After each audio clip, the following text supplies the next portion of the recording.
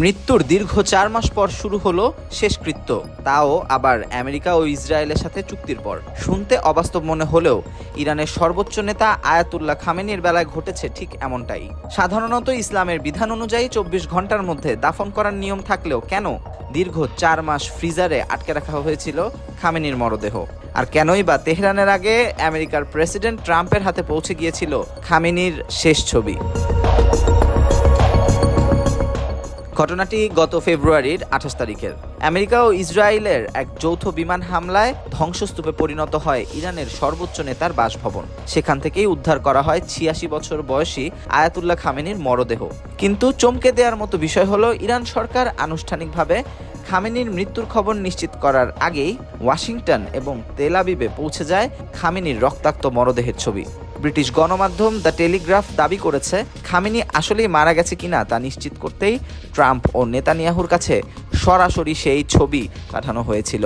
কিন্তু প্রশ্ন হলো, এই হাই প্রোফাইল ছবি তেহরানের আগে ওয়াশিংটনে পাচার করলো কে?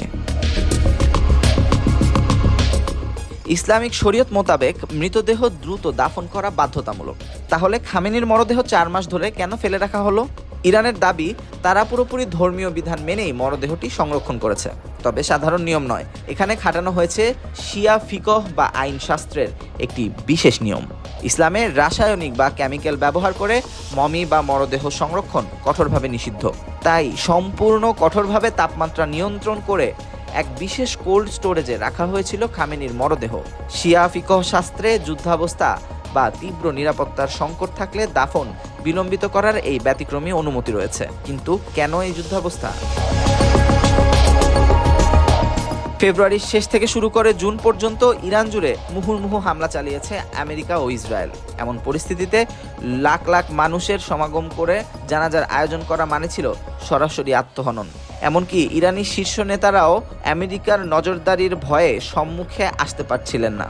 অবশেষে এই অচলাবস্থা ভাঙতে জুন মাসে ওয়াশিংটন ও তেহরানের মধ্যে এক সমঝোতা চুক্তি হয়।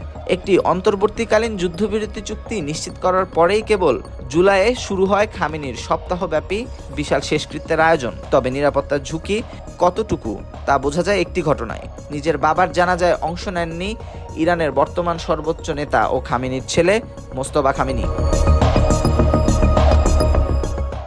আমেরিকা ও ইসরায়েলের সাথে এই সাময়িক যুদ্ধবিরতি কি খামেনির দাফনের পরেই শেষ হয়ে যাবে?